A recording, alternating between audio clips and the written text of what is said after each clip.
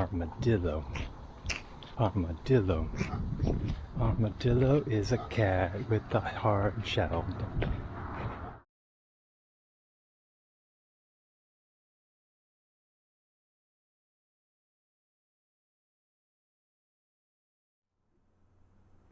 Yeah, I don't. Vol Sate, man. I'm still processing that we did that. Yeah. Yeah. Like, My mind is like forgetting some of this stuff because you get so little sleep, like your brain just can't like store the memories. Yeah. Do you just randomly get like tidbits like, oh, that happened, or oh, that one road walker, like, oh, like that chicken farm place or whatever. yeah.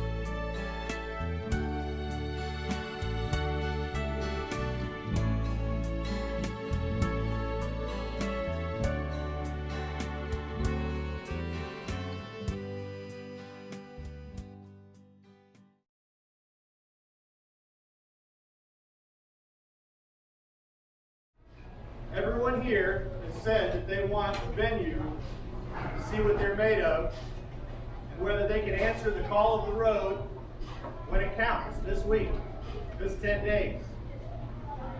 It's not a trivial thing. It takes effort and guts. And you're all going to hurt a lot. But you're going to experience a part of your humanity that many in our society never will. It's a unique experience and it's very worthwhile. And I hope that you hang in there and make it to the rock.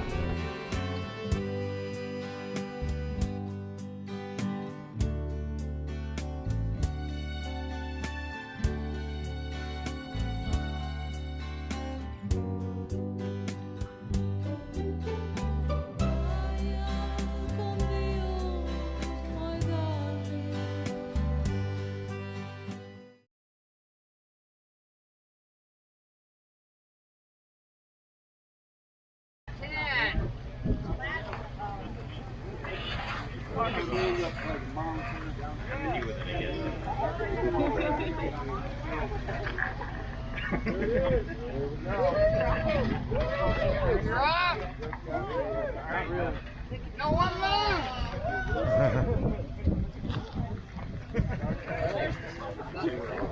Yep, we're off, yeah. Waiting for the truck.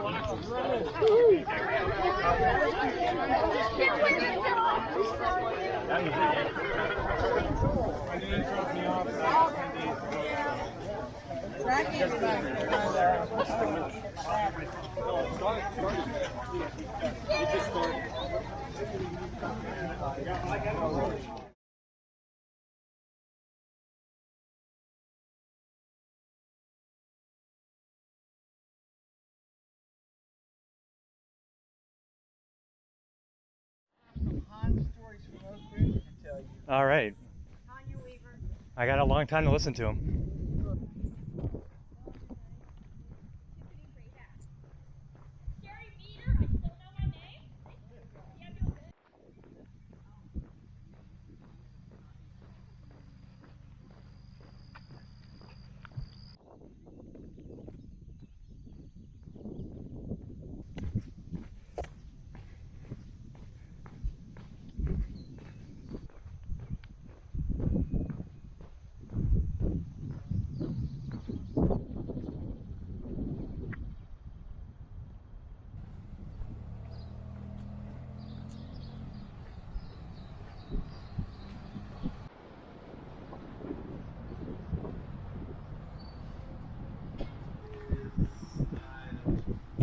Number 42.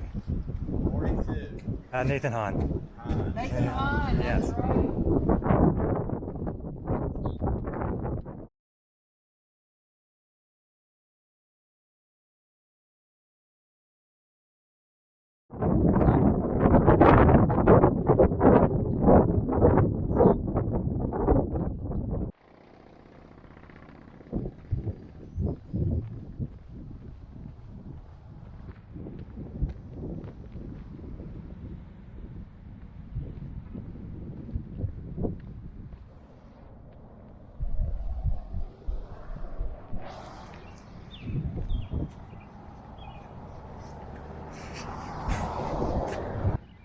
I have not heard of these, but Pedialyte freezer pops are the best idea for Vol Sate ever.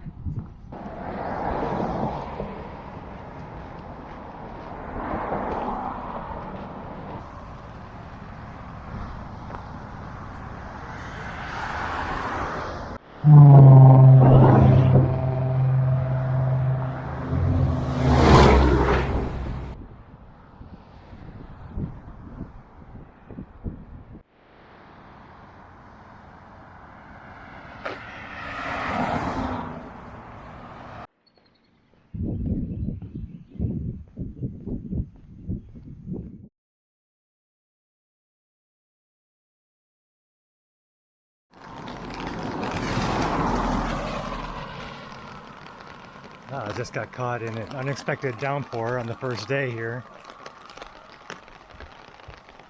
Got some, I don't know if you can see this or not, but there's some pretty dark clouds above. The rain has just died down. It was just torrential downpours here a minute ago. So I'm hoping I can beat out this storm and it's not traveling with me.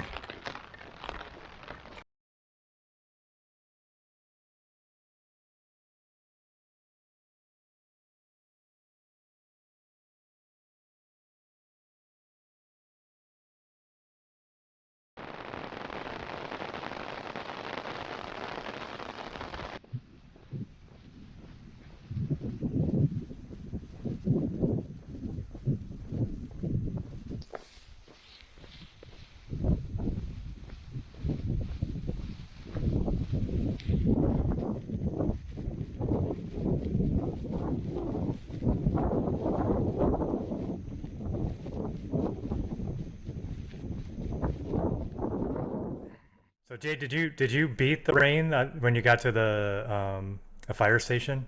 Yeah, I was doing all right. I was at the fire station by check-in Yeah. and I had planned to do, just take the showers and, eat all the food, maybe even take a little rest. And then I was getting ready to head out and all that started, and we had a heck of a time in the fire station. One of the guys passed out and hit his head on the floor. The tree fell on the fire truck outside. Like, it was a hot mess in there. Yeah.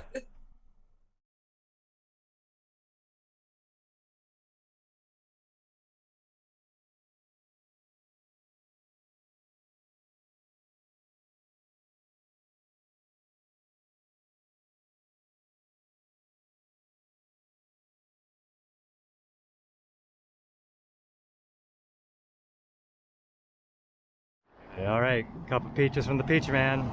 Very much appreciated. Thank you.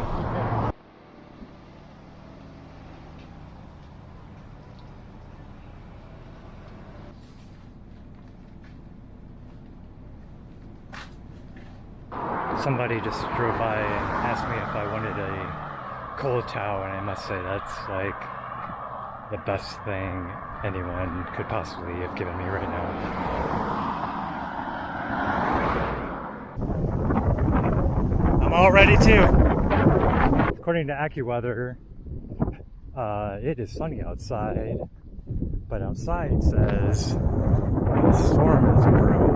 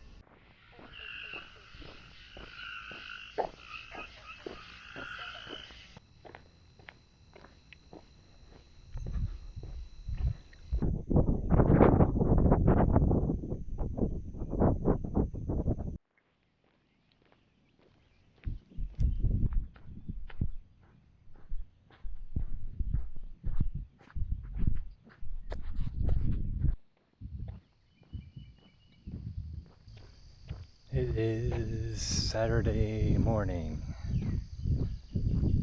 almost completing day 2.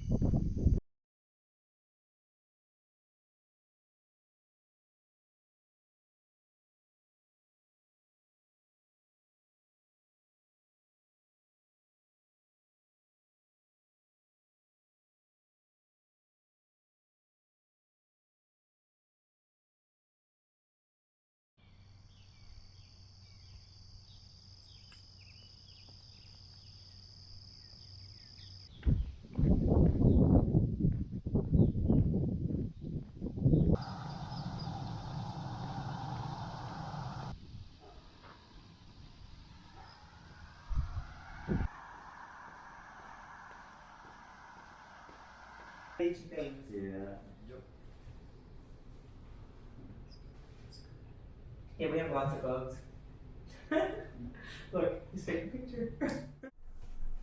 I say that the fire station and then the Commodore were my 2 probably holdups. Because by the time I got to Commodore, the weather was horrible. People were holed up there and at the community center, I heard.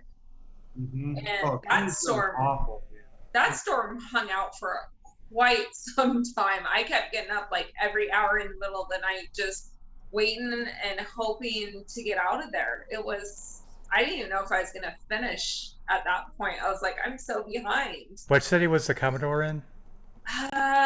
Linden. Yes, Oh, Linden. Okay. That was the gut check of the whole race, because if you look at all the people that quit, it's like all at Linden or like plus or minus. Like, it's like half the people that quit, it was all around Linden. Yeah. That was a rough night, a rough day, and then rough night. Yeah. Oh, yeah. Same here. More rough than most. You were just begging for a room at that point. I was, because I had shit in public, which was super cool.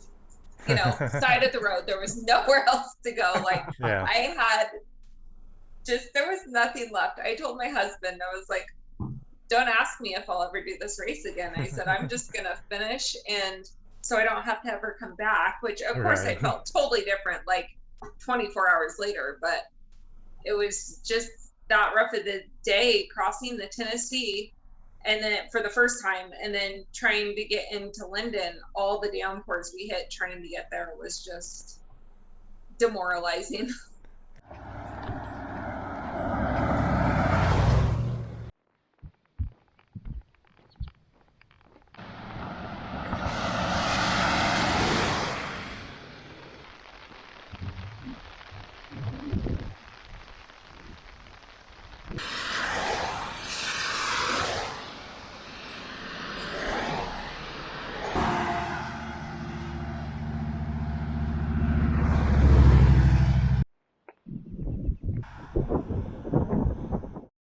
But after, what was that place where it was just someone's backyard and there was just cushions in the backyard? They had the couches. It was a small town. Oh, Hohenwald.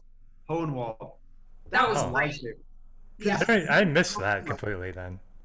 Oh there, my God. We had the WhatsApp, and people would let us know, and I think that place was so easy to miss. Even the place right before they had hammocks on their porch, and that would have been a super easy miss as well if somebody hadn't have told us beforehand.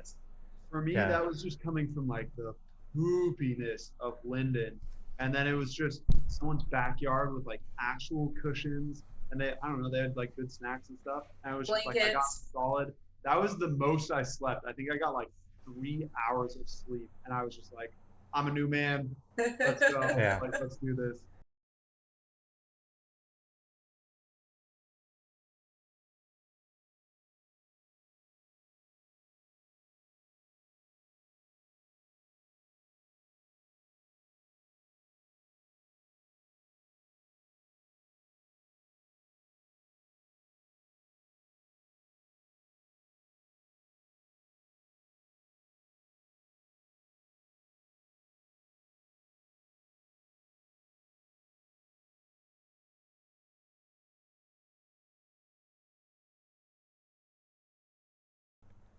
And I was with this guy named Salt Shack, and he wasn't able to sleep there, so he slept somewhere else. We're kind of flip flopping back and forth. I'm off on my own, leaving Hole in Wall from that point, and I just get really tired, and so I find like a guardrail along the highway, and I go on the other side, and I sleep for like 15 minutes more. I'm literally sleeping on like pebbles of stone on the highway, Ugh. but I was able to sleep because I was so tired. And then I get up, and I'm heading off to Hampshire, I think it's called, right? And I'm then I'm of course I only slept 30 minutes, like basically in the last 38 hours, something like that. And then I start getting really tired again. My headlamp's ready to die, so I'm kind of, you don't need a lot of light, so I'm waiting for my headlamp to die or come very close to dying before I change the batteries. And I'm basically like kind of spacing out because I'm so tired. And suddenly I hear this like like the loudest sound like I've ever heard in my life. And then like I totally freak out because I'm like I wasn't even paying attention to anything. And I thought I heard two of them. And I turned the headlamp, but my headlamp was so dim that I couldn't see anything. And so, like, afterwards, I'm asking people, are there wild boars out here or something? Because I don't know what other animal there would be in Tennessee. But apparently, Jade, you had a very similar experience. Yeah. I was around mile 158. And of course, I was getting, tired. I was like, okay, next place I see to lay down, like little town or, whatever it is. So it's like, I need to lay down. Yeah. And I had been kind of flip flopping with Melissa Price and, is it Raleigh? Okay. I think he was behind me a little bit. And we were all still, kind of running at this point. But I need to stop, do a little stretch out. There was a guardrail. I was like, okay. So I grab onto the guardrail to kind of like sit down easily because things are starting to get tight and hurt. And I'm sitting there and I'm stretching and I go to grab the guardrail to help pull myself up. And I look up and my light shines up and there's this huge rock face on the side of the road there. And I look up and my headlamp shows on a pair of eyes and ears. And I'm like, oh my God. And like my heart just stopped because it was sizable. Like I knew it wasn't, I've seen a lot of bobcats, we see them frequently where we live. And I was like, oh, that's big. That's big. Like I knew it was one of those things that I'm always scared of seeing, where I live when I'm running. I was like, that's a cat. It's definitely a cat. So I was like, what do I do? He's all the way up there, but they're pretty agile. So I'm thinking like, do I move? Do I not move? Like he definitely see me. I was like, okay, well, I knew Melissa Price was just barely ahead of me. So I was like, I need to get closer there. And then I saw Raleigh's headlamp behind me. So I was like, dude, like we need to get out of here. There's a cat up there. He's like, oh no, we don't have those in Tennessee. I was like, yeah, you do. It's like, you have all the things they eat. Like, Yeah.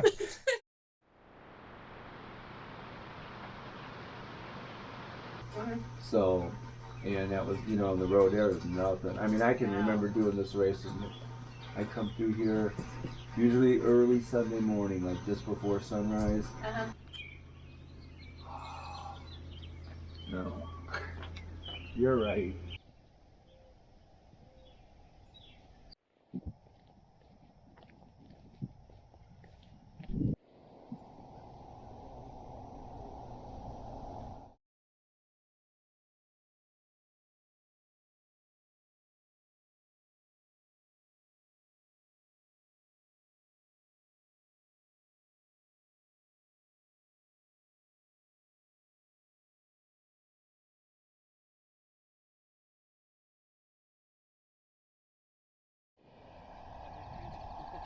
Well, that's one of the reasons why.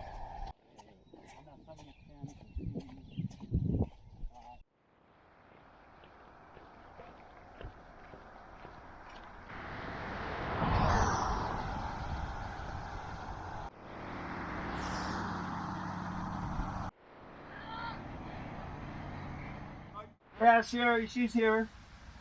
But who knows? Nobody ever knows when she's around. One day she might be 10 miles in front of you, and then next day she'll be you don't see her. You found out that she stopped for a day or two, and then the next time you see her, she's sitting in a chair, been waiting for you. I mean, it was fun, like leapfrogging with people, because you know you'd start to like get your inside jokes, or you know, just the small little things that kept you going, even if they're just silly. Like Jeff ate my 24-hour-old burrito out of a trash can. That was the best thing. I kid you not. That was the best thing I had the entire week. Not even a joke. That was so good.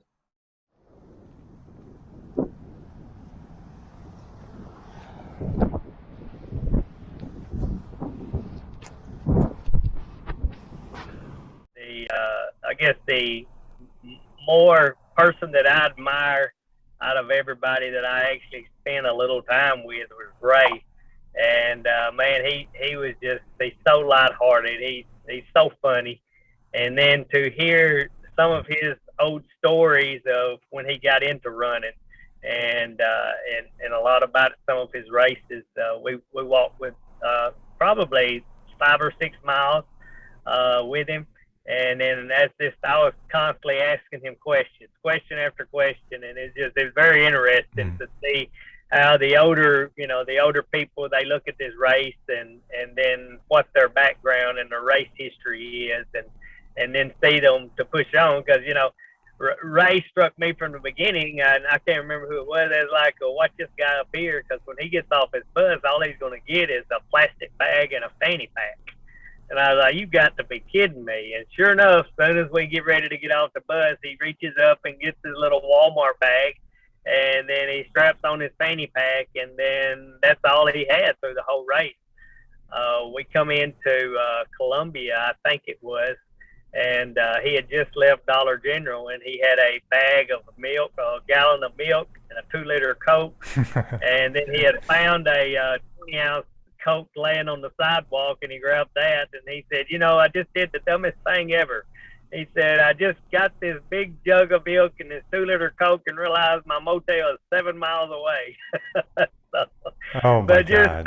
Just to see stuff like that. And then, he was like, well, I'm going to the hotel and I'm sleeping and not setting an alarm clock. And best of my knowledge, he did that twice amongst the race, and he still finished in, just under 8 days. So, I really admire, the group of people that has, I guess, I wouldn't say they've laid the foundation, but they at least have some of the history behind them to ultra running in this race here, the Vol Sate, and I admire those individuals like Ray and Sergio and Mr. Price as well. There's some studs in this sport, that's for sure.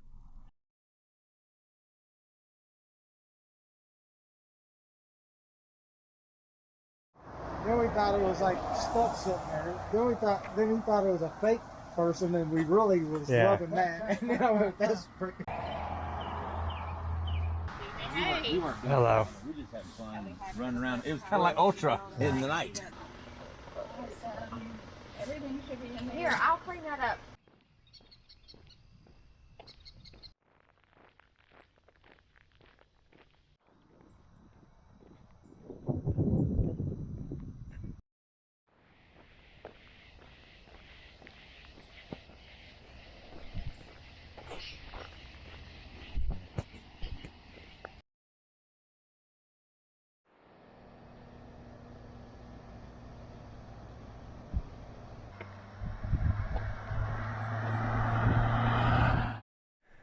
And then there's that, I think it's like I forgot what it is, like an auto repair shop, or I forgot what that one is called after Farmington, that Angel Stop.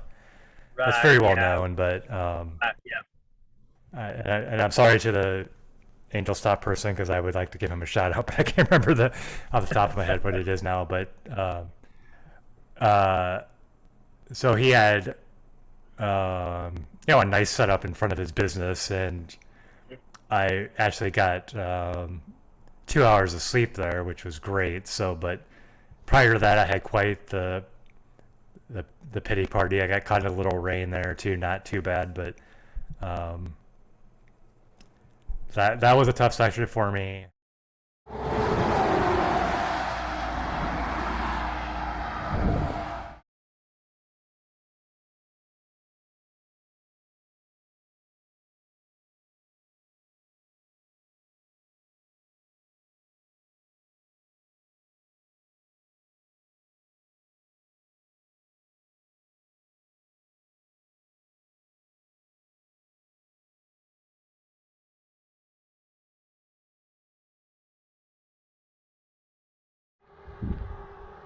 Starting day 5.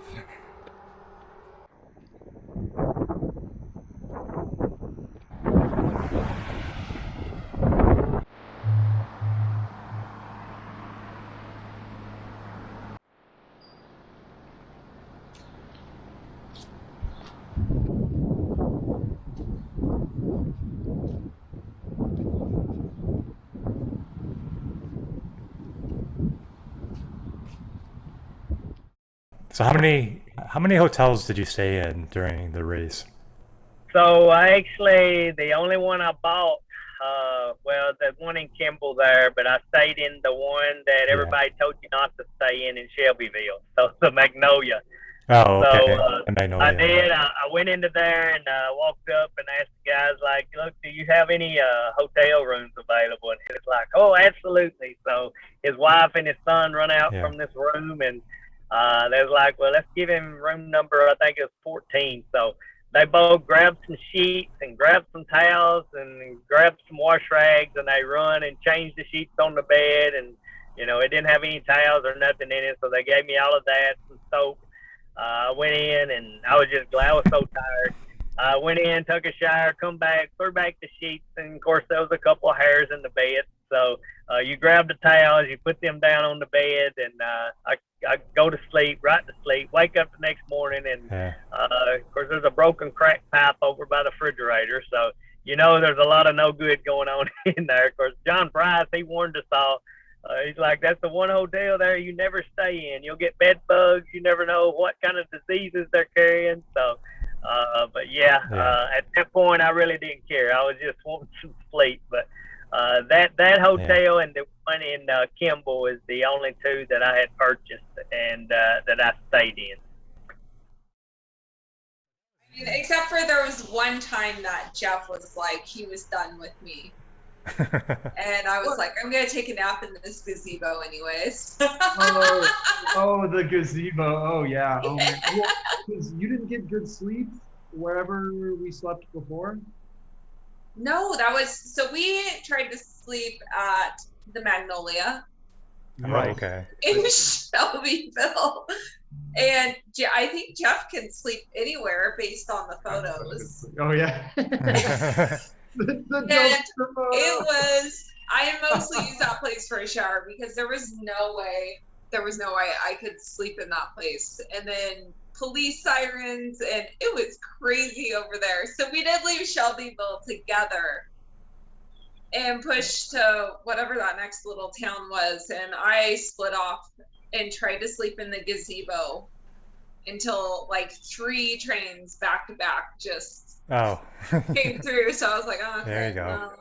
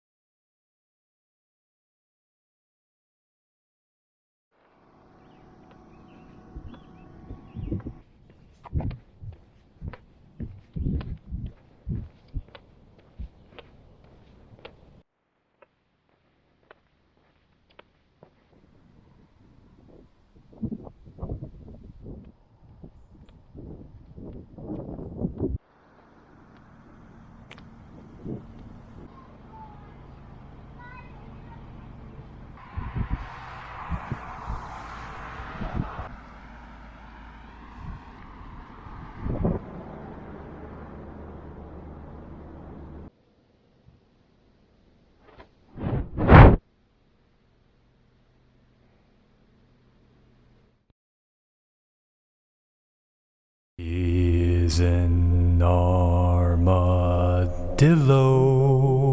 Dillo, dillo, dillo, dill.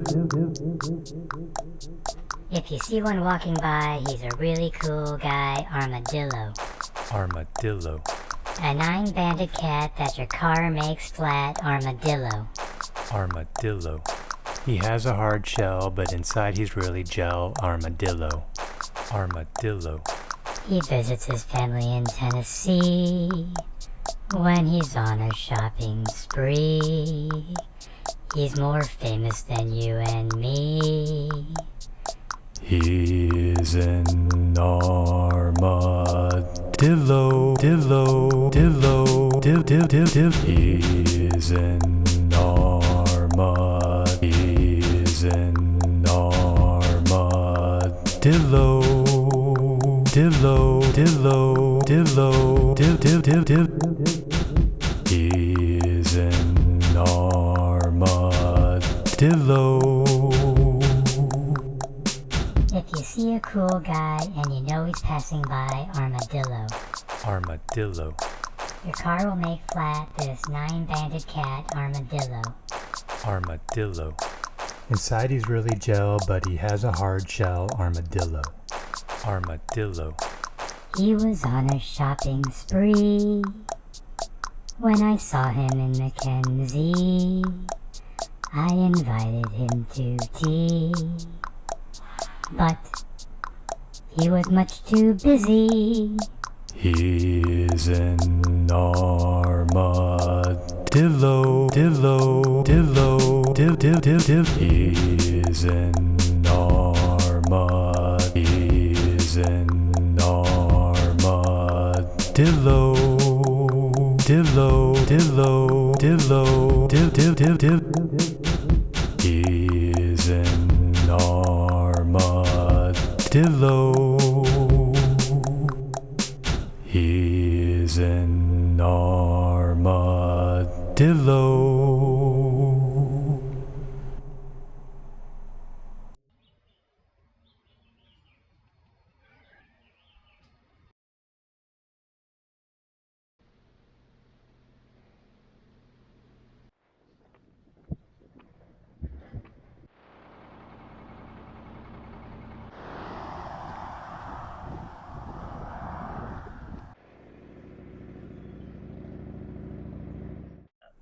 Yeah. So how was the last the last stretch for you, say from like Kimball to the finish? So I was I really starting up Mount Eagle. I was at that point when I reached there, I was really had so my ultimate goal in this race, not knowing what to expect, was to try to complete it in under 9 days. So, but once I reached to where Mount Eagle was, I realized that if I could really push, I might even beat 8 days. So, at that point, I was trying to push without much sleep, and of course, made it up Mount Eagle and coming down Mount Eagle. And at that time, I had went, I think it was about 36 hours, and I was kind of sleepwalking a little bit, so I would take a 10-minute nap on the side of the road and then a 5-minute nap. So I was like, well, I called ahead and got me a hotel in Kimball, and I was going to get rid of my pack except for my water and the blister kit, and I was going to take a shower and then maybe catch a real quick nap. So and then come back after the race was done and stay in the hotel. So that's what I did. I got into Kimball, I got the hotel, I shed the pack, I took me a shower, and I took a 40-minute nap, and I come out, and of course, leaving Kimball and coming into St. Pete,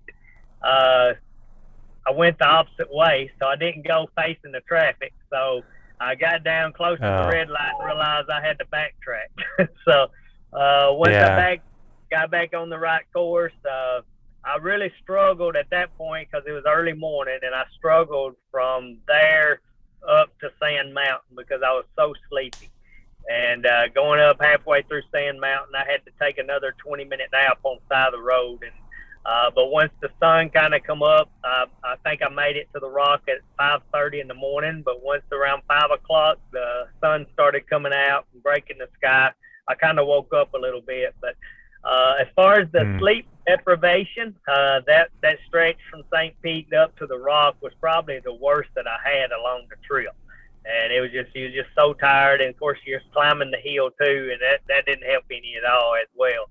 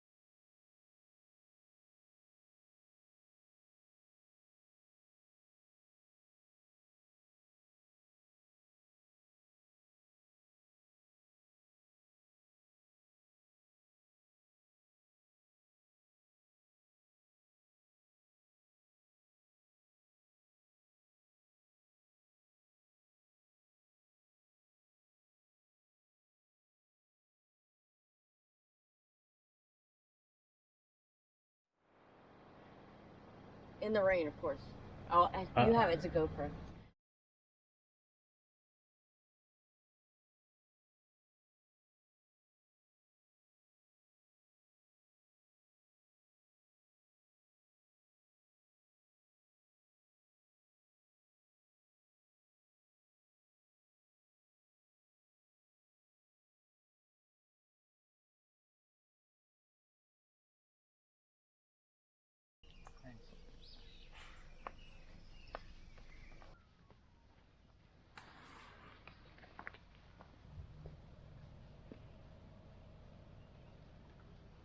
Done. Good thing you didn't see me an hour ago. All sorts of mind games. Oh, yeah. No warning. Kim Drake. Kim Drake, I know that.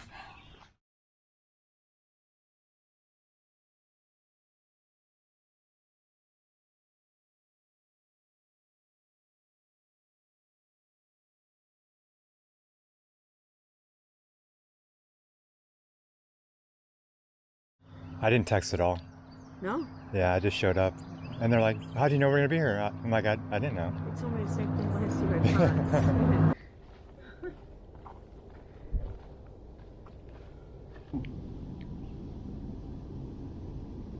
Done.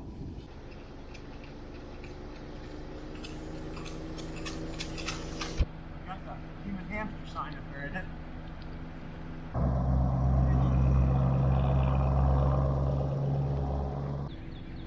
Going.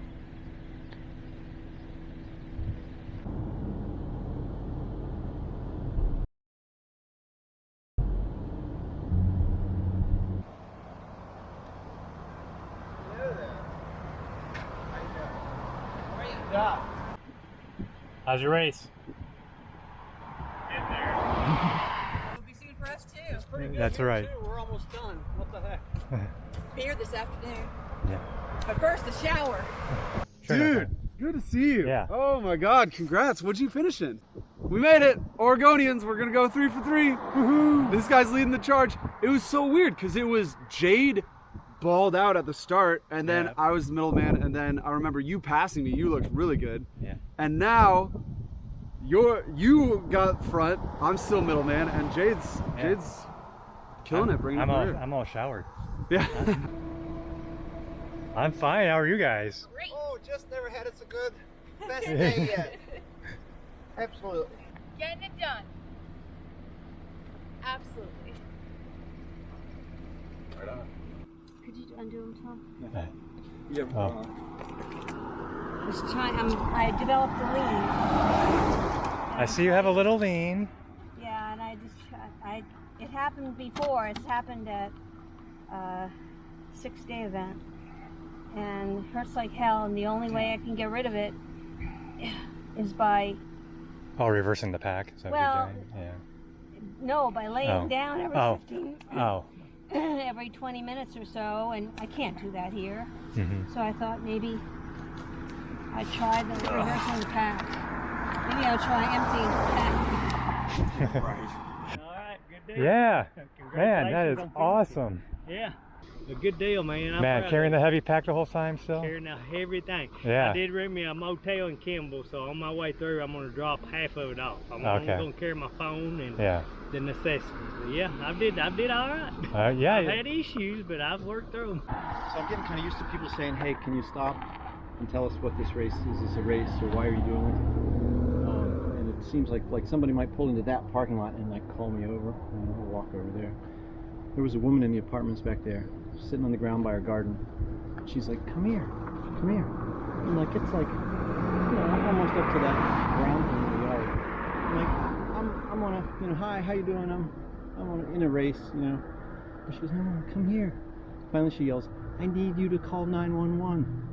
I'm like, shit, why didn't you say so? So I run down and call 911. She had fallen. She had busted herself up in like 4 or 5 places, and she just couldn't get up, and she was panting. So I got her name, number, and called 911, and the ambulance came. Got her back up in the chair and everything. She's gonna be fine. But it was just like, wow, like dum bum bum. But unintended super man. So I assume you had to wait then, well, right? Or not? What was interesting is she's got all kinds of neighbors and friends, but they didn't come until they saw her talking to some strange man. Yeah. All right, man. Good job. Closing in on 30 miles to go. Yeah. Smell the barn. That's right. I got like 3.5 hours of sleep last night at a hotel and a shower. All right. So. Yeah. And you got crewed. You're crewed then, right? Well, yeah. So we started out both together screwed, and both ended up dropping. So it's actually fun to see this race from a different perspective. Yeah. I ran it the last 2 years. Yeah. Last year I dropped at Manchester, and then I crewed her to the finish. But of course, by the time I got to Manchester, I was so tired that every time she came up, you know, for me to crew, I was sound asleep. Have a good trip back home. Are you going back home today? Tomorrow. Okay. Yeah. It's good to see you, Nathan. Yeah. Take care.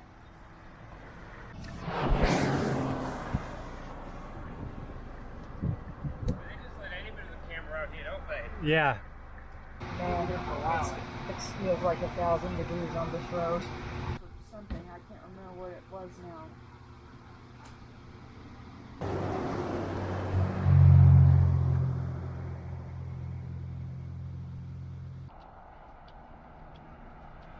All right, yes. Yeah. I'm ready for the tomatoes. Look. What? It's true. Lady Angel gave me homegrown. I said, only one because no, please take both. Okay. But I'm ready for the station. I have just this much left. Boston rye. Yes. You want a shot? See, I have 3 minutes. I have a sip. Not yet. I time myself. 2 o'clock, 2:15, 2:30. I'm ready. 2 kids. You have 2 kids. No, Your kid has 2 kids. Yeah. Yes. He's 30. Okay. I had him when I was 50.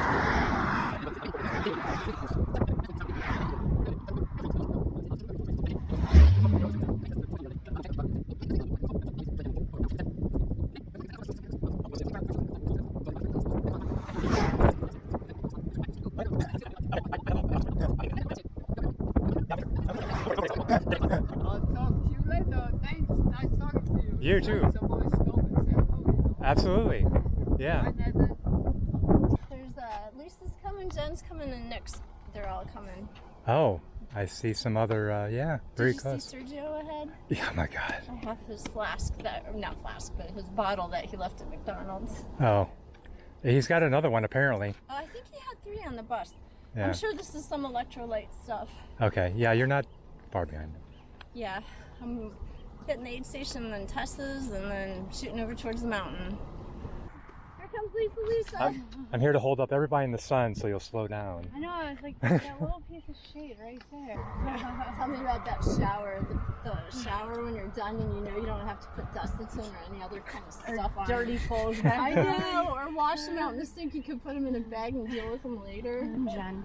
Oh, Nathan. Yes. Nick. Lisa. Yeah. They're from Rochester, New York. Lisa and I are from North Carolina.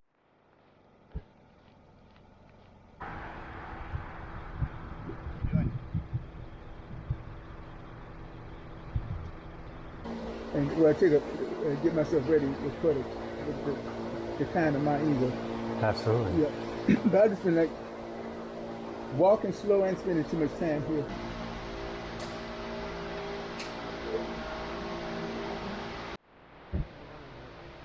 How are you? I forgot your name. Jim. And I'm Nathan. Nathan. Here, let's do the bump.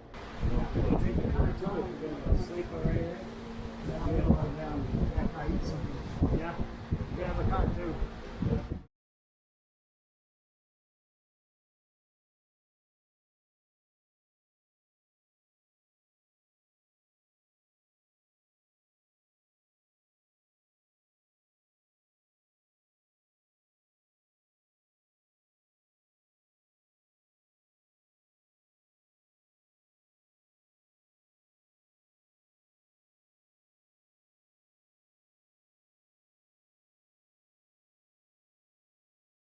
This is like my lowest right now. Yeah. I just like took a crap on top of a yellow jacket nest. Okay. And then for like a quarter of a mile, I was trying to get them all off. Oh my God. And so I got one on my ankle. That's the only one that got me good. I think somebody told me like a hypothetical story about that they were afraid of that, and I can't believe it actually happened to someone. Yeah. But I got real lucky because I just started seeing them on the ground, and I was like, oh shit, you know. And I took off, and then they were like all of my socks and my shoelaces, and I was like, oh no, this is awful. So I threw everything off, and I just started rubbing them off.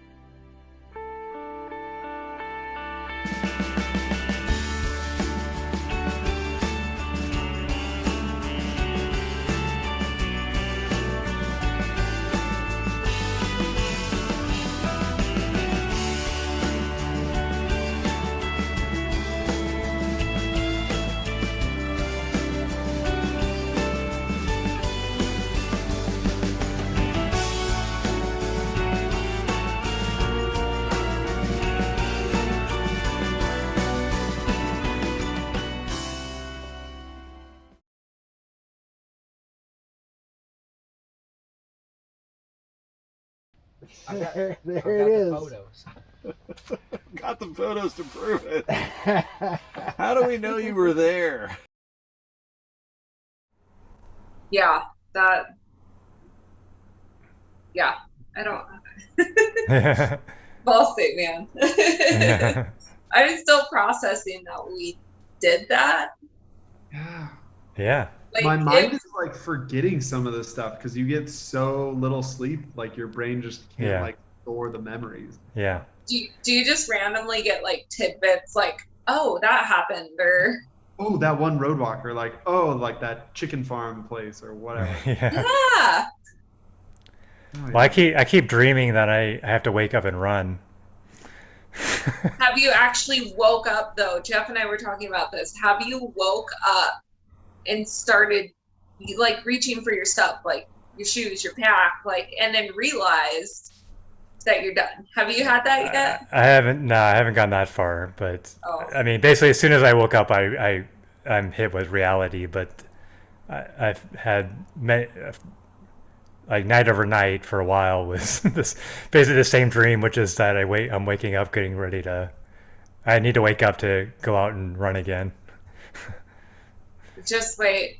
I stayed at a friend's house on my trip home.